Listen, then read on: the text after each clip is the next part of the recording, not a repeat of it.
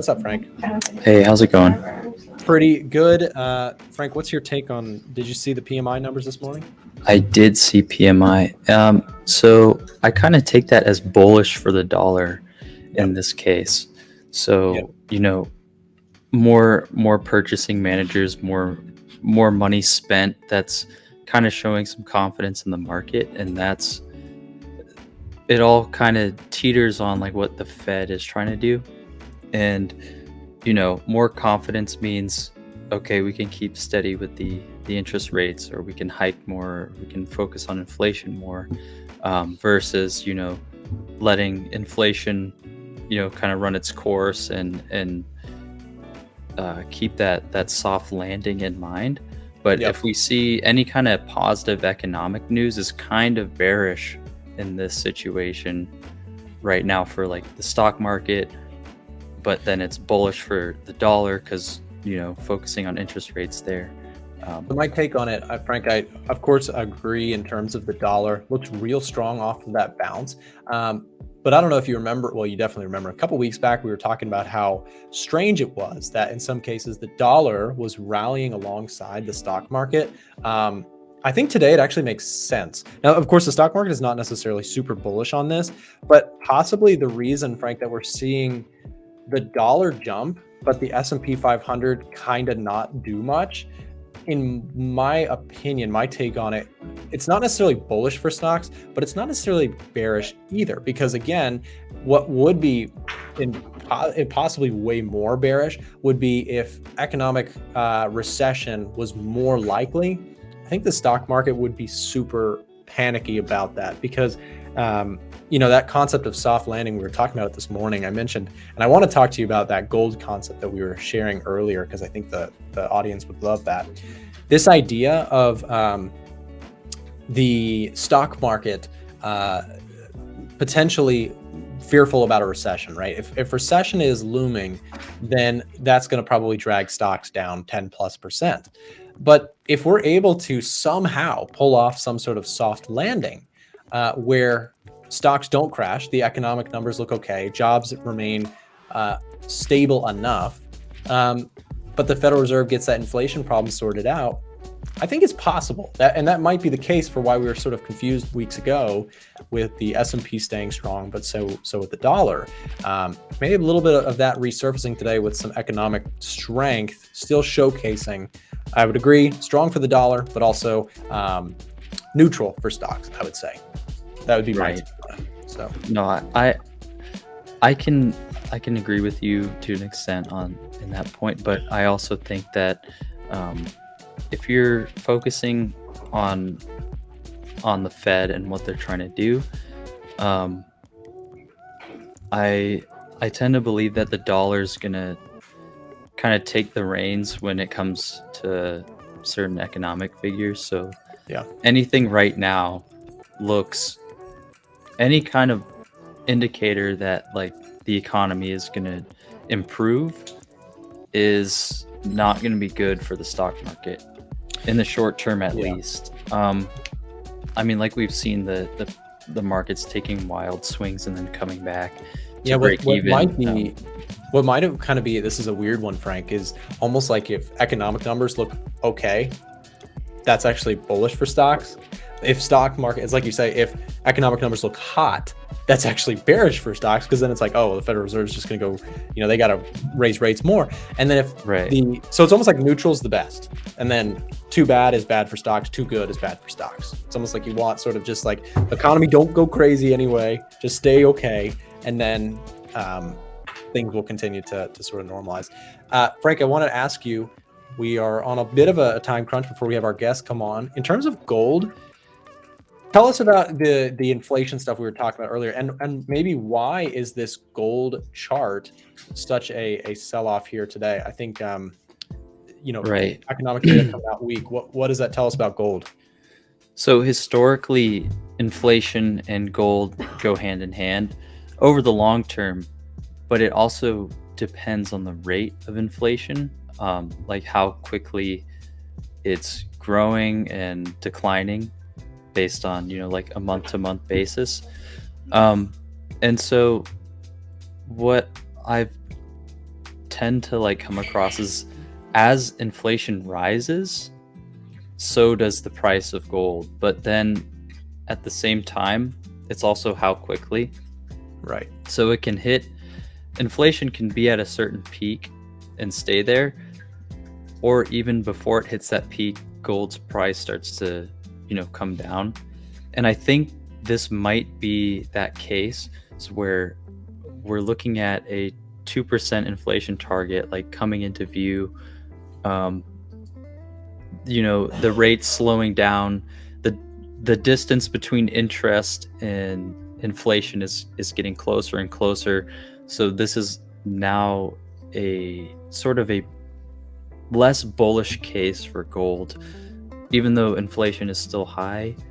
Yeah, because you're kind of getting you're getting some economic strength coming in, which economic strength, of course, as we talked about this morning a little bit before the stream, we're talking about, stronger than expected economic data points towards the gold fear train not being as strong, right? In 2020, went parabolic, outpaced the stock market even because people were fearful of economic collapse. With economic numbers coming out stronger today, it somewhat makes sense that we see a little bit of a dive. Happy birthday to you.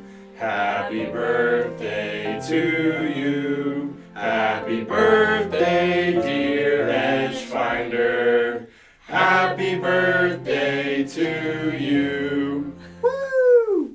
We're taking a look at gold's price. We're selling off. Do you think this continues? Do you think we stay at these levels, or is this a bounce zone?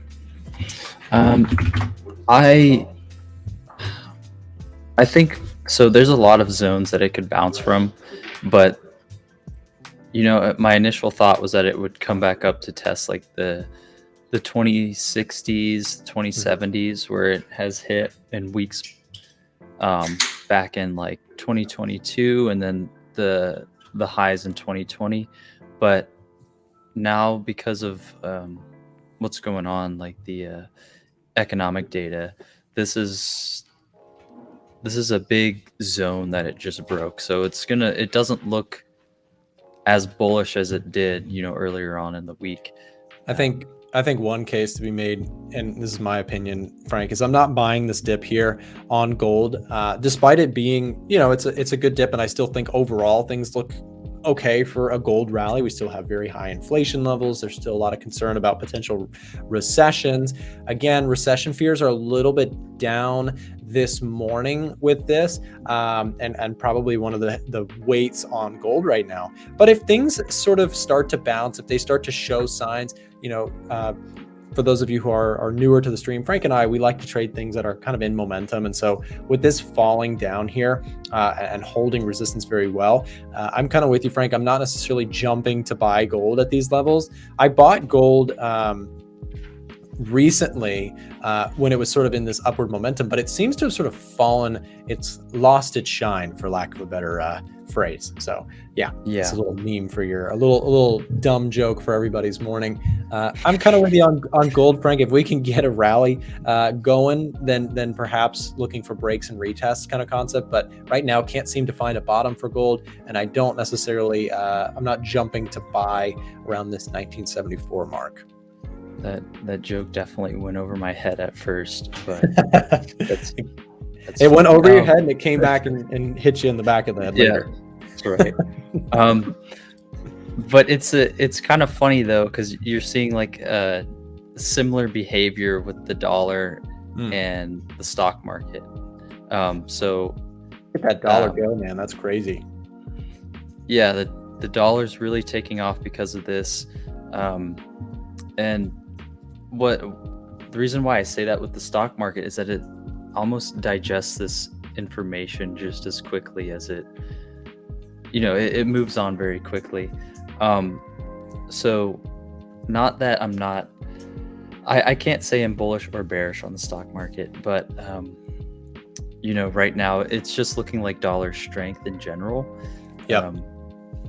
And like I said, like the economic data that's coming out that's pointing towards positive news is ultimately good, in my opinion, for things like the dollar and keeping keeping like incentive out of the stock market. It's you kind of have to score them separately, I would say. But Yeah, good economic news. not always a one-to-one perfect Right. inverse correlation. So yeah, and it's interesting too. I mean, just based off the reaction that we're getting on gold, we've got dollar on the left, gold on the right. What this shows, Frank, is that the economic data here might be leaning more towards what we first talked about when talking about the indices. Too hot economic numbers show stubborn inflation and maybe a more hawkish Federal Reserve. Seems like that's kind of where we're at today. Like leaning towards, clearly the dollar reaction is really strong. The gold reaction is a heavy sell, which again, economic strength, usually a bearish reading for gold in many cases. So, I think for gold traders out there and for dollar traders out there, this is a clear catalyst in the short term. I would say, and this is my take on this, Frank, is that if you're watching the dollar, a break above this resistance, which has been stubborn pretty much all week, would be a notable zone. So if we're able to break like 102.2, let's call it, any pullbacks into that zone could lean towards a bullish week next week for the dollar. So we'll have to watch that and see. Would you agree that's Right. our key zone? Yes, but at the same time, you need to look at just sort of the price action and like swings overall. A higher high doesn't necessarily mean confirmation right now. Sure.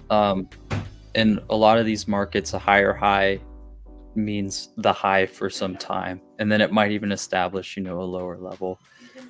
And what it kind of comes down to is what I've noticed is just looking at COT. Like, what are they trying to do? COT kind of scaled out of gold this week, or from last Friday's report. It showed a lessening of positions to the long side and to the short side, but it's showing like a lack of interest, and I think it's more so them being cautious. So looking at that, and then looking at the trend this week has been overall down. Oil, on the other hand, it's doing the same thing, but it's also gaining interest on the long side. So it's not like, it's also not a one-to-one that it's going to go up when they buy, but at least that smart money is buying into this fall. Whereas in the stock market, it's the same thing, I think, as gold. They're getting out of longs and short contracts overall. They're just, or they're barely touching it. So it's a lack of interest overall. Yeah, no, that's fair points. And if we have to pick where the biggest long change was, it was a bigger shrink in longs than it was in shorts. So, I'm very curious to see what next week did. Is Friday, so we're getting the COT data tonight. For those of you guys who have EdgeFinder access, the EdgeFinder updates its COT reports once a week, usually on Friday evenings. So if you guys already have access to it, the EdgeFinder will have data for you, the up-to-date stuff here tonight or tomorrow. So if you do not have it, it is the perfect time if you are interested in COT data. In case you don't know what COT data is, it is essentially a way to track what smart money, hedge funds, speculators with large pocketbooks, what are they buying? What are they selling? And we generally assume that, they know a little bit more than the average person, that's for sure. So always interested to see what the COT data holds for us. Saman in the chat, thank you very much for the donation to the stream. I appreciate you. That is absolutely awesome for supporting our show here. We really appreciate that. Shout out to Saman in the chat.